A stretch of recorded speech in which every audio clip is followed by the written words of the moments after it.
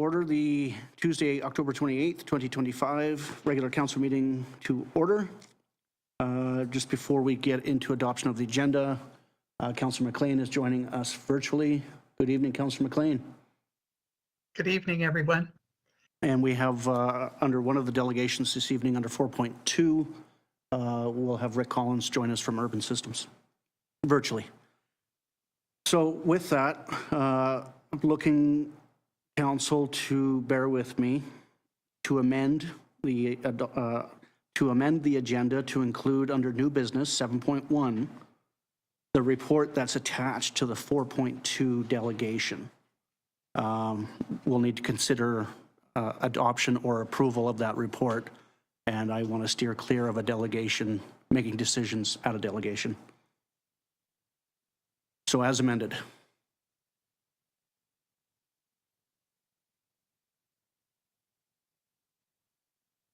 Moved by Councillor Pearson, seconded by Councillor McLean. Thank you. Any further amendments, additions, deletions? All in favor? It's carried. 3.1, adoption of the minutes of the October 14th, 2025 regular meeting of council. Councillor Mullick, thank you. Councillor Pearson, any errors or omissions arising? All in favor? It's carried. With us under 4.1, we have a delegation from the Valemount Legion to present the first poppy to Mayor and Council. If those present can join me out front, we'll welcome Comrade Paul and Comrade Linda to come to the podium for your delegation.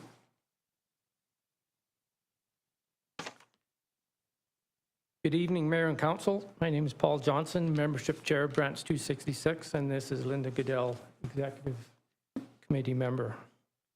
As Royal Canadian Legion begins its annual National Poppy Campaign and we approach Remembrance Day 2025, it is our honor to present you with this year's first poppy on behalf of Branch 266 Valemount.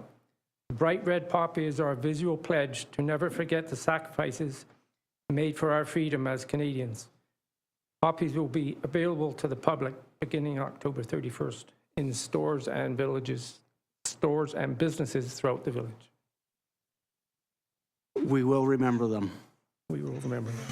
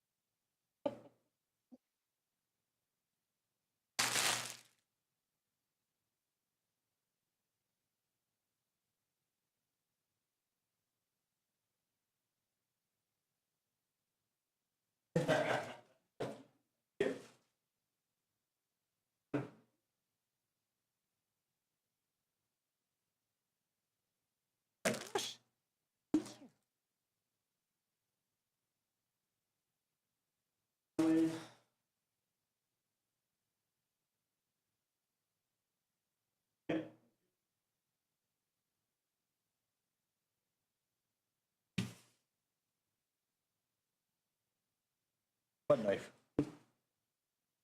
Your tool. Motion, please, to receive the delegation. Thank you, Councillor Pearson, Councillor Mullick. Discussion on the delegation.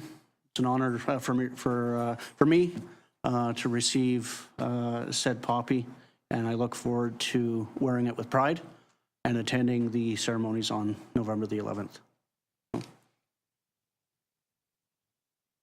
All in favor of receipt?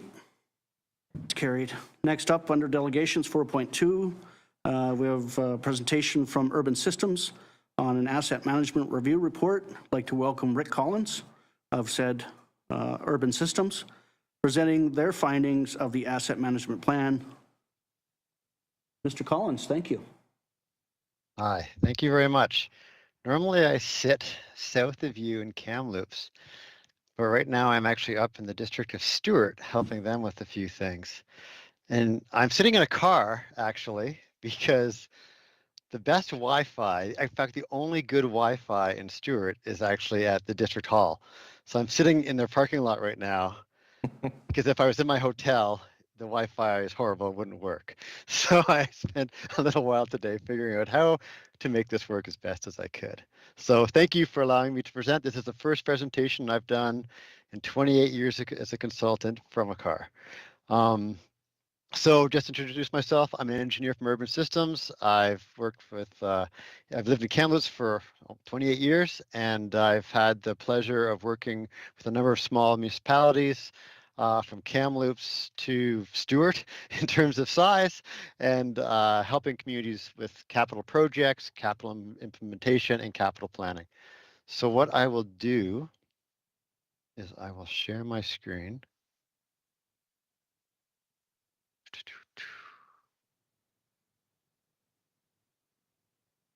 To the slides. I just have to move this out of the way now. And then we'll go to the presentation. There we go. We can see your So slides. thank you. Perfect. Thank you very much for allowing me to attend this evening. It's a short presentation because we just wanted to kind of get to the meat of it. But this is the overall process that we took. So first we want to build context. So what are the issues facing the community? What previous reports do we have, like the Water Master Plan? What sort of priorities are facing the community? We also did a road assessment. So I drove around the roads and looked at the condition. And although it's just a moment in time, not usually with roads, you can learn more as you see over years how they progress. But it's not a bad idea, not a bad instantaneous look at predicting what might be needed for the roads. But we looked at all the information, and then we identified costs, maybe not final for construction costs, but approximate cost to help with the long-term perspective. And then as well, the timing of them to help kind of understand what might be needed in the short term, in the medium term, long term. And then the financial analysis was looking at your current revenues and what you typically spend on capital projects, and sort of comparing what's proposed, what could be done in the next 10 years versus the revenue that might exist. But then, of course, we talk about next steps as well. And this report and the tables and the analysis is a moment in time. So every year you'll do the capital plan. Every year there may be something that comes up, or there may be a project that you did receive grant funding for. So this will always change. So this is sort of a analysis that's pretty easy to redo as things evolve. And of course, we want to talk about how to move forward to improve things. So what it came down to, talk about the water system, then the wastewater system, and then the general revenue, which is mostly roads, parks, buildings. So that's sort of the three big buckets of money, because you don't use water money to pay for wastewater or buildings. The water is its own water utility. So I'll just explain the graphs, because I'm an engineer, so of course there needs to be graphs. The top graph here is sort of cost, and then the bottom is the years. So next year for this 10 years. These little bars are the projects, so the project costs per year. And you can see here, if it's a dark color, we're saying it would be funded by the water utility. And if we see this lighter greenish color, we're saying we're assuming government grants for this, because you don't want to assume that everything is government grant, but you also don't want to assume that nothing is government grant. So it comes with that risk. Well, what if we don't get money for the well and the intake? We already have money for the metering, but what if you don't get money for the well and the intake? Well, this will change your assumptions moving forward. So that's sort of what are we going to build, and where could the money come from? The bottom one, the bottom graph with the green line, imagine this is your bank account, the simplest way of putting it. So at the beginning of 2026, that's your bank account, and you have your starting balance, and of course you get paid during the year. So for this year, you'll put in some money every year for capital. But then, of course, that's the starting balance at the beginning of the year, and then during that year, you'll spend money. So you can see here in 2032, this is your capital balance, and then this amount, this 1 million, we're saying is coming out of the quote unquote bank account, which is the capital reserve. And then you'll see so that by the next year, you're starting at that $1 million lower. So this analysis is it's a nice way to kind of understand how you're sitting financially. And right now you're sitting with about $2.5 million. There's a transfer from reserves. And what it's saying is that if the top graph happens as it's showing, then you're going to have enough money to, the money is going to be fine. At the end of the 10 years, you have just under $2 million. There could be other things that will come up. So it's good to have that money sitting there because other things will come up as time passes. And there will be things that come up as other things age. Now, the one thing that's interesting is what if you don't get the grant for the well and the intake? And what if the DCC money isn't $500,000 like that was estimated for this project? What if it's only the 80,000 that you actually have in DCC in the account right now? 79,000 is what you have right now. What happens then? You see that $5 million spike will come and take out your bank account pretty much. But then what's interesting is that over the 10 years, you slowly crawl back to the 10-year to being basically even after 10 years. Just sort of crawls back with bit of revenue increase. But basically the good news is that things are in a reasonable place, and hopefully we get the grant, which gives some wiggle room. But if not, there'll have to be some discussion about whether things get pushed, whether that work gets pushed back, whether there's a short-term borrowing, maybe you borrow from a different account, like the sanitary account, just to kind of cover that short-term shortcoming. But overall, it's not bad. It's not bad. When we go to the sanitary, again, the same graphs. You can see we don't have any DCC projects listed, and we don't have any senior government grants listed in this. We've assumed that all the work is going to happen from the wastewater utility and the reserve that's there. And that's reasonable because you can't expect to get a grant for every project. You kind of want to be selective on, well, if we go for this project, not that one. And most of the wastewater projects are asset management, taking care of what you've got, basically. So it's not big flashy things that maybe are more likely to get grant funding. It's sort of just taking care of what you got. So as you can see, your reserve starts at 4 million, and at the end of the 10 years, you're just used some of the money for sure, but it's kind of hovering right around that 4 million, just over 4 million.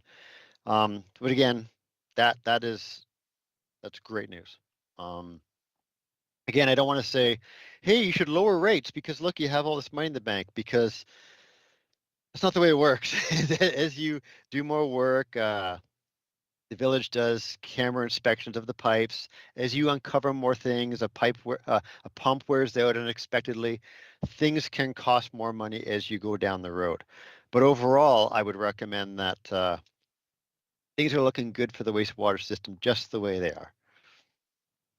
And then we talk about the general revenue, which is always the one that tends to have the most variety of costs and demands, and there's parks, there's fleet, there's all these sort of things. So this graph, first of all, on the left, there's a lot on here, but I'll walk through it all.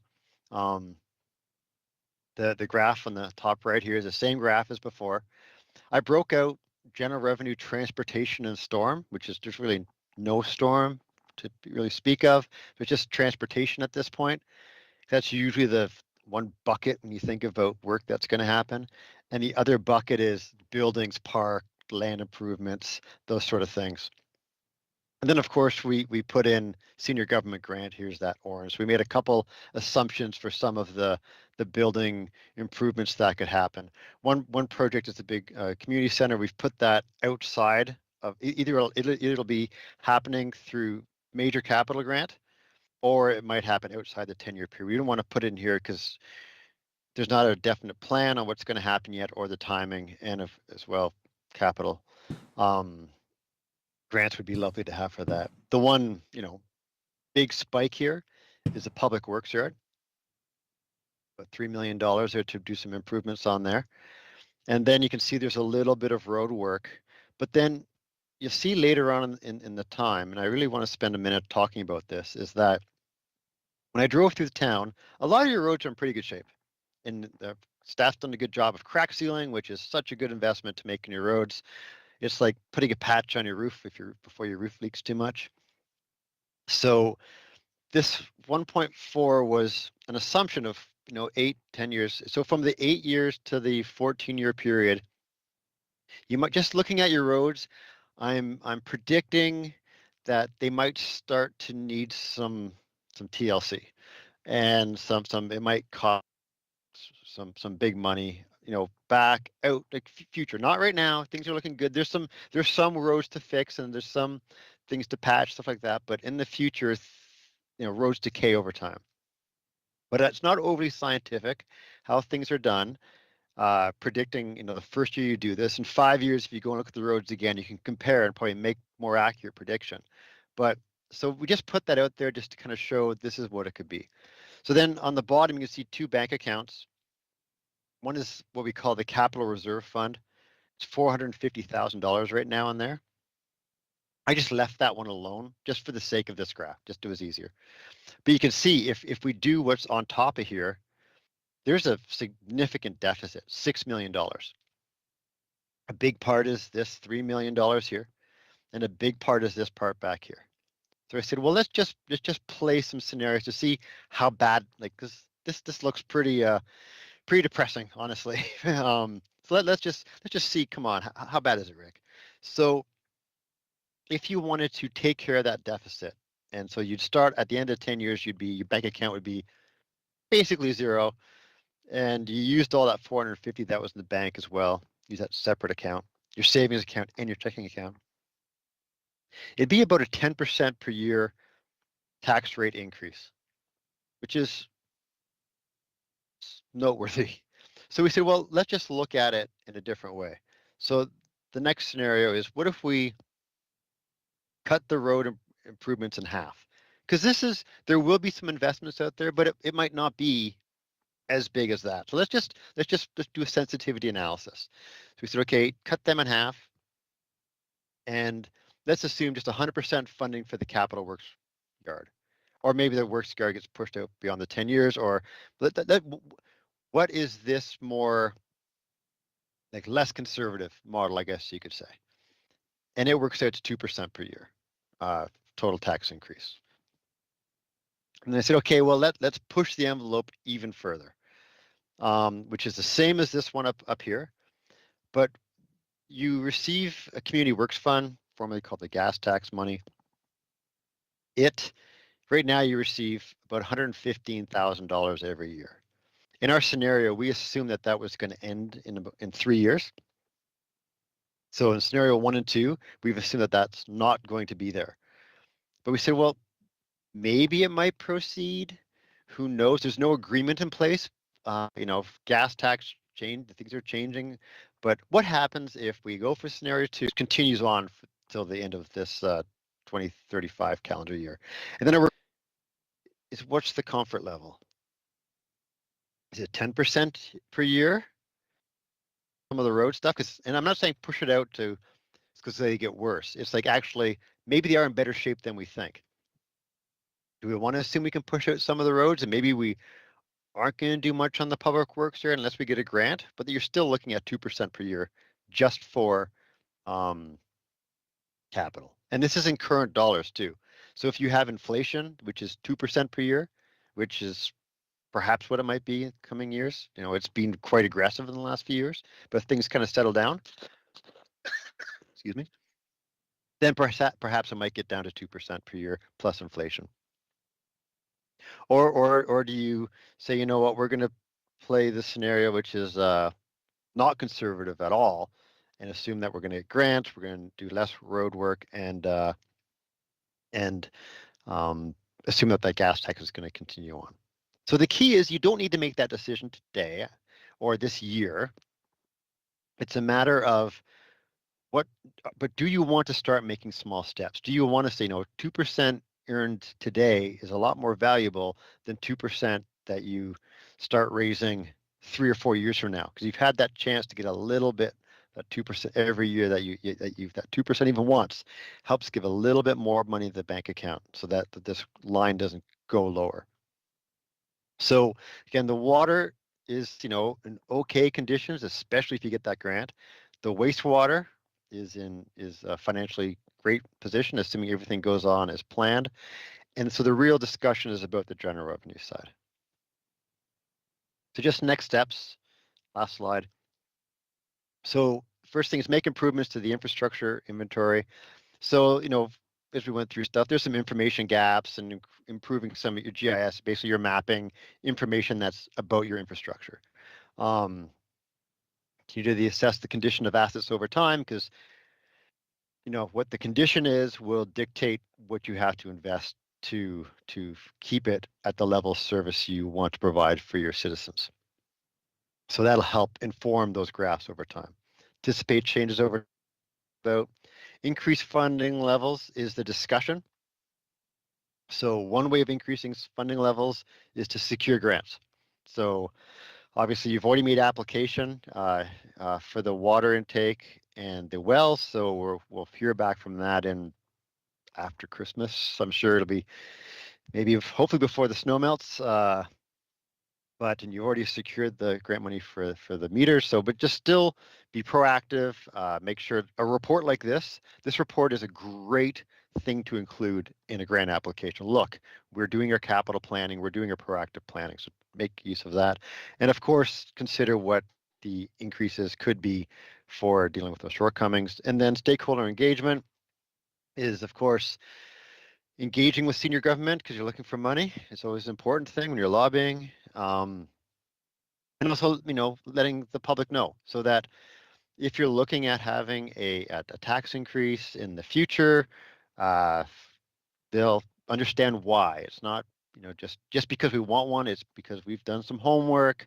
We've got some clarity. We want to keep the levels of service and the condition of infrastructure at a level to meet your needs.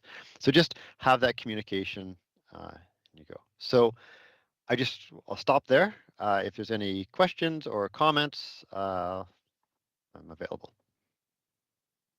Thank you very much, Mr. Collins. Motion to receive the delegation. Moved by Councillor McLean, seconded by Councillor Pearson. Questions, comments? Information. A couple comments from me. Maybe I can get people thinking. So our wish list, Mr. Collins, basically our OCP is for infill construction versus urban sprawl. Yep. But typically, those smaller developments, your DCCs are a lot less than your larger sort of 40 to 60 acre developments. But with those DCCs, you also have to take on over time new assets like pipes, more pumps, and more roads. So adding to your asset pool, which isn't always the best either. My second comment, I'm thinking the gas tax is going to be going the way of the 911 call levy. So the way 911 is funded right now is every time you call from a landline, there's a small charge to your telephone account, landline. So I'm thinking the gas tax with the introduction and the acceptance of more hybrids, more EVs, which is less sales at the gas pump, which is less going into your gas tax returns. And then finally, I'll just comment that the perpetual increase of taxation is simply not sustainable at a local government level. There was a few years ago, I think it was the last virtual UBCM during the pandemic, where then President Frankel signed an MOU with then Premier, the late John Horgan, around, talking further around strong fiscal futures and more, not less, senior level funding. So those are my three comments. Anything from the rest of council? Then I will say thank you very much for the presentation. We'll be looking at the report as a whole later in the agenda. And thank you very much once again. Thank you very much. Have a good evening. Thank you. Thank you. Bye-bye. Further comments on the delegation before calling the question? All in favor of receipt? It's carried. You have the quarterly report before you under 5.1. Any questions, comments? I noticed the water treatment, the amount of liters made versus the wastewater treated was at about a 41% of what was it, like 130,000 liters made, 50 some odd thousand processed at the wastewater treatment plant, meaning 60 or 59% went somewhere else. Lawns and gardens. Lawns, gardens, leaks and peaks, yeah. Anything further? All in favor? Carried. 5.2, the local government climate action program, looking for an EV for the bylaw enforcement officer. Therefore, looking to approve staff to purchase electric vehicle for the purpose of bylaw operations using funds from the local government climate action program, so the LGCAP, up to a maximum grant of $55,840. What's council's wish there? Moved by Councillor Pearson, seconded by Councillor Mullock. Discussion. We will be retiring an internal combustible engine. Combustion, not combustible. Although that vehicle could probably just combust at any time. Further comments? All in favor? It's carried. You will remember this particular one from a previous, actually a couple of weeks ago, maybe 4 weeks ago. Under 5.3, the Strategic Priorities Fund, looking to further to resolution number 144/25, which approves staff to apply to the UBCM Strategic Priorities Fund capacity building stream in the amount of $185,232. We also need to put on the application that we'll agree or have a willingness to have staff provide overall grant management for the UBCM Strategic Priorities Fund capacity building stream, and to support to cover any cost overruns for the UBCM Strategic Priorities Fund's capacity building stream. Have a mover? Moved by Councillor Mullock, seconded by Councillor McLean. Discussion. We had a very similar request from RDFFG staff last week's meeting for this very same thing. You do agree to oversee the actual application, and if there are any cost overruns, it's not the fund that you go back to say, well, things just got more expensive. Further discussion? All in favor? It's carried. Village of Valemount's Cemetery Amendment Bylaw number 685, 2012, Amendment Bylaw number 912, 2025, looking to adopt as presented. Moved by Councillor Pearson, second by Councillor Mullock. Discussion on final. All in favor? It's carried. 6.2, Village of Valemount Zoning Bylaw number 847, 2021, Amendment Bylaw number 914, 2025. I'll be given first and second. Moved by Councillor Mullock, second by Councillor McLean. Discussion.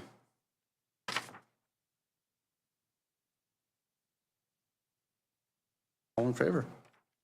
Carried. 6.3, Village of Valemount Official Community Plan Amendment Bylaw Number 843, 2021, Amendment Bylaw Number 915, 2025, be given first and second. Moved by Councillor McLean, seconded by Councillor Pearson. Discussion on first and second. All in favor? It's carried. Under new business, 7.1, from the delegation, we do have the Valemount Capital Investment Plan, and the recommendation here is to approve it. Moved by Councillor Pearson, seconded by Councillor Mullock. Discussion. Lots to look at in that. There is. Yeah, I don't disagree with the state of the roads and how expensive it is to replace a pipe these days. Our water treatment facility is paid off in 27. That'll free up $71,500 in payments. That won't do a city block. Putting reference out there. City block of pipe or paving? Both. Either. Yeah. Any further on approval? All in favor? Carried. Reading file. Is there anything in the reading file folks would like to bring to surface?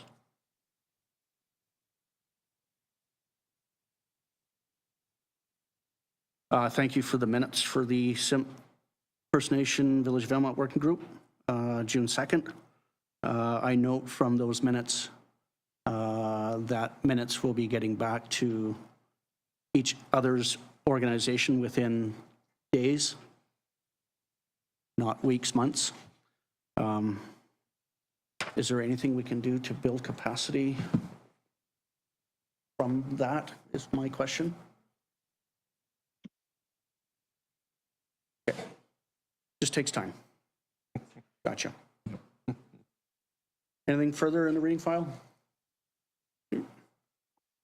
Nothing for correspondence for action. Is there a notice of motion to be brought forward?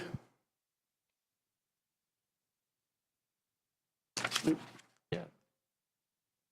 Then looking for council reports. Let's go online. Councillor McLean.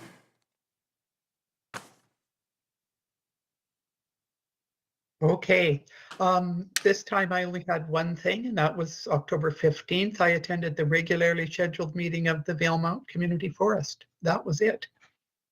Thank you very much. Meeting. Councillor Mullock. Okay. After that previous very busy cycle, this time it's been I've led a charmed life because there's nothing to report. Tons of yard work, I bet. Absolutely. Getting ready for the next couple of days. Thank you. Councillor Pearson. Pretty late for me as well. October 23rd, I had the regular board meeting of the Valemount Industrial Park, and October 24th, regular board meeting of the Trans-Canada Yellowhead Highway Association. Thank you. Councillor Blanchette is enjoying some time away. So on October the 16th, I was in Prince George for the Fraser Fort George Regional Hospital Board and the Regional District Fraser Fort George Committees and Board. The 21st, virtually had the Columbia Power Corp Board and their power subs meeting.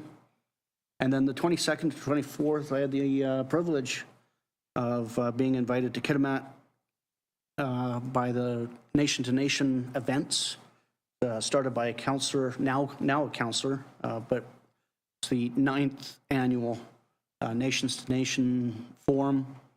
Included 6 First Nations from the Northwest, many VPs and CEOs of industry, a few members of local government, some union heads, and really it was 2 days of just getting to know each other and what to do next after you get to know each other. Whether you're an investor, whether you're a mine, a hydro project, whether you're a First Nation, how do you want to be introduced, or how do you want to have that conversation? And it was really, really cool. I was asked to speak on a panel around emergency management and the boom and bust cycles of major projects. And my two colleagues on that panel was the head of community relations from CLAC, and an entrepreneur and a really getting ahead into that space of artificial intelligence and how that can play a role in both the mundane tasks of First Nations and local government inquiries, for example, chatbots, etc. And there was a few comments from the crowd where it could replace jobs. I said, it's been my experience at the local government level that it's actually going to add jobs. You got to oversee the thing. You've got to implement the thing. You got to make sure it's right. But at the same time, staff are so busy doing service delivery already that AI, at this point, there is no fear of job removal at the local government level, I don't think. So, and then while I was there, I've never seen rain like that, ever. And like rivers rising from where you could see the rocks on the river bottom to like 5 feet, like depth, and raging. It was absolutely awesome to see, to experience that. And then localized flooding and emergency management in another town. It was pretty cool. That's why I report. Any questions? The calendar of events are there for information for October and November. And under 14.1, we do have time for public comment. Are there any public comments on items considered by council as part of the approved agenda? Mr. Sachuk of Valemount. Thank you. Junior Zajic, Valemount. If anybody thought about asking the guy from Urban Systems what he thought about our condition of our roads and overall, like when we're going to have to start replacing, and, if, like especially Fifth Avenue, if we're going to be classified as a resort destination, when you come down Fifth Avenue and you're from the highway all the way down, you're in cobblestone and, pretty rough all the way down to get down to Dogwood before it improves a little bit. But that, and a couple months ago, we had, assuming we were getting that paved. And then all of a sudden there was nothing happening and they're gone and everything else. So I want to make a comment on that. To that comment, happy to share the report with you with the low, medium, and high recommendations that are within the report for road priorities. Yeah, but it looked like the road wasn't till 2032. Oh, there'll be things happening prior to that. Oh, yeah. Okay, another thing I wanted to ask was about this electric vehicle for bylaw enforcement officer. Like, when was the last time we had a bylaw enforcement officer? That was like 2 or 3 years ago or more. I'd look to administration. Thankless job, and it's not like anybody wants it. And does that job justify a vehicle? Like, or is this just to get into another vehicle for the village crew? I'm going to say yes, a bylaw officer needs a vehicle. The vehicle that's retiring is pretty much end of life, and it's a fleet replacement. Yeah, but 55,000 is not going to get you an electric vehicle. Oh, I think it will. Yeah, it won't get you a Ford Lightning at 105,000, but it'll get you an electric vehicle, Yeah. for sure. So, and how many, okay, so are you guys planning on hiring a bylaw, or that's? We have one, Oh, you have one? yeah, So how many hours a week? 3 days a week. 3 days a week? Okay. Okay, that's it for now. Thank you. For now. You only get one chance. Coming back. You know, I'm here every 2 weeks. Are there any further public comments this evening? Okay. Then, Just a comment too, making people aware that the November meeting will be on the 12th. oh, yeah, good idea, yeah. Not everybody looks at the calendar, so, and versus the 11th, the meeting will be on Wednesday, November 12th. Yeah, I won't be here on the 11th. In these chambers. In these Under 15.1 then, looking to council to give notice to proceed to a closed meeting for consideration of 2 items per section 91 A and G of the community charter to discuss matters related to personal information, or under A, personal information about an identifiable individual who holds or is being considered for a position as an officer, employer, or agent of the municipality, or another position appointed by the municipality, and G, litigation or potential litigation affecting the municipality. Moved by Councillor McLean, second by Councillor Mullick. All in favor? It's carried. Go Jays.